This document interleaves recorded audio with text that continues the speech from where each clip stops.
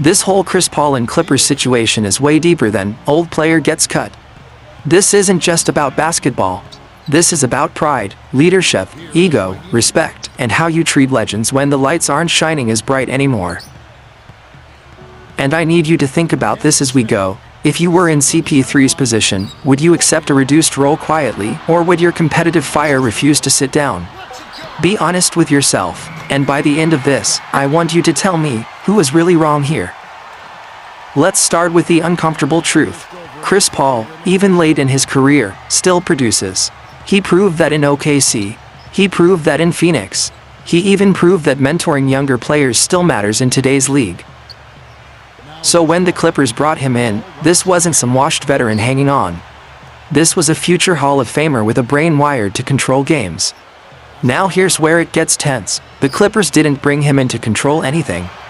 They wanted him as a third-string point guard. A locker room extension of the coaching staff. A supportive voice. Basically, Chris, help, but don't lead. And let me ask you something. Can a man who built his career on control suddenly become quiet support? Would you?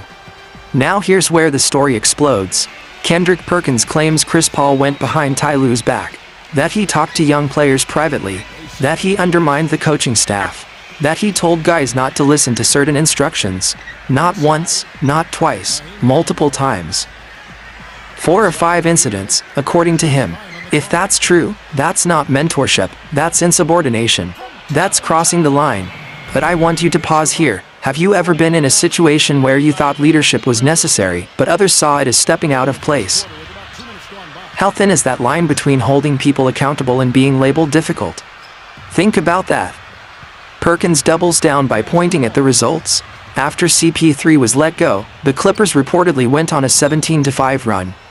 Improved standings, looked more unified, so the argument becomes simple. If removing someone improves chemistry, wasn't the move justified? But let me challenge you, does correlation automatically mean causation? Teams go on runs for all kinds of reasons. So was Chris Paul truly the problem, or was he just the easiest piece to remove? Drop your opinion in your head right now. Addition by subtraction or convenient scapegoat. Then Stephen A. Smith steps in, and the temperature rises. He says he spoke directly to Chris Paul, and CP3 flat out denied everything. No undermining, no going behind Ty Lue's back, no telling players to ignore coaches. Complete denial. So now we have 2 narratives, insider accusations versus direct denial. Who do you believe when stories clash like that? And here's something else, even if CP3 did overstep, does that justify how it was handled? Because this is where it gets messy. The road trip, Atlanta, late at night, mid-trip dismissal. Imagine being on the road with your team and suddenly being told to pack up and go home. Not before the trip, not after a home game, during the trip. Stephen A's issue isn't just about whether Chris Paul deserved to be released. His issue is the timing. If the problems existed before the trip, why bring him at all? Why not handle it privately before boarding the plane? Doesn't that feel deliberate? And if you've ever been let go from something unexpectedly, you know the timing can hurt more than the decision itself. Stephen A compares it to firing someone like a thief in the night. That image sticks, and here's the emotional core of his argument. You don't treat a resume like Chris Paul's that way. This is one of the greatest point guards ever.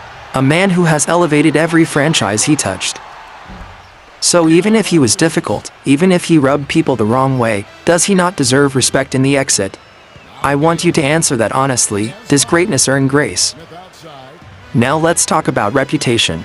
Chris Paul has always been intense, demanding, vocal. He holds teammates accountable. He calls things out directly. That personality built his Hall of Fame career.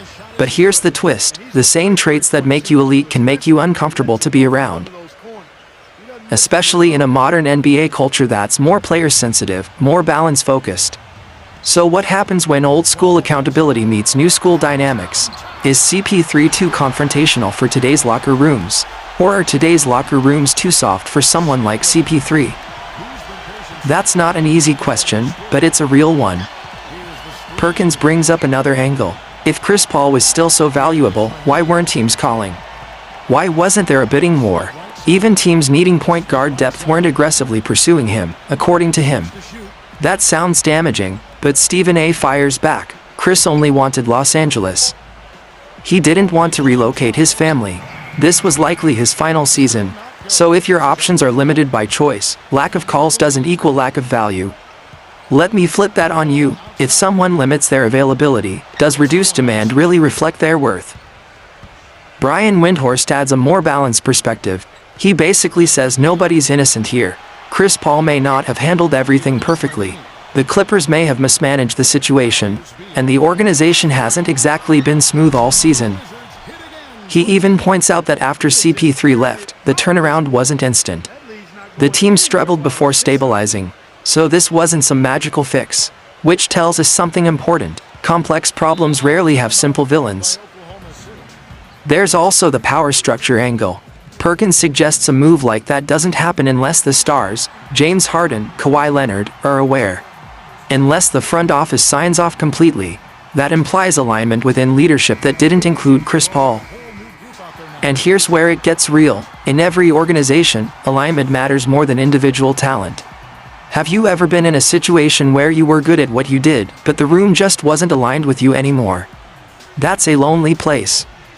Now let's talk legacy, because that's what everyone cares about long-term. Does this stain Chris Paul's career? The consensus seems clear. No. He's a Hall of Famer, one of the greatest point guards ever. His resume is set in stone. 6 months from now, most fans won't even remember this incident in detail. But here's the part that lingers. Chris Paul will remember. When you've given everything to the game, exits matter.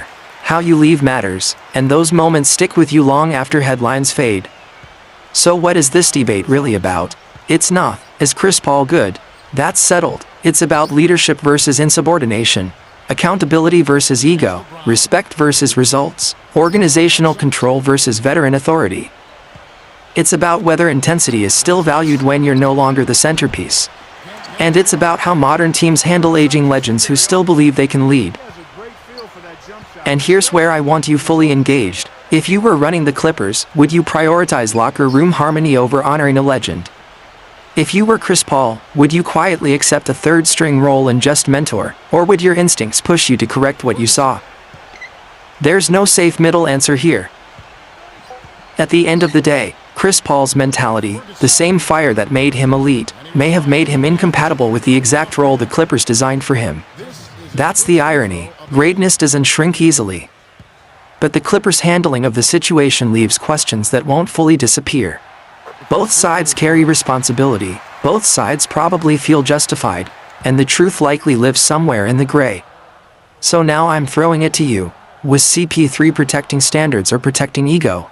Did the Clippers protect culture or avoid confrontation earlier than they should have? And most importantly, when greatness ages, how should it be treated? Because this won't be the last time we see this story play out in the NBA. And the next legend facing this moment might not handle it quietly at all. Please don't forget to like, share, and subscribe. Thanks be to God.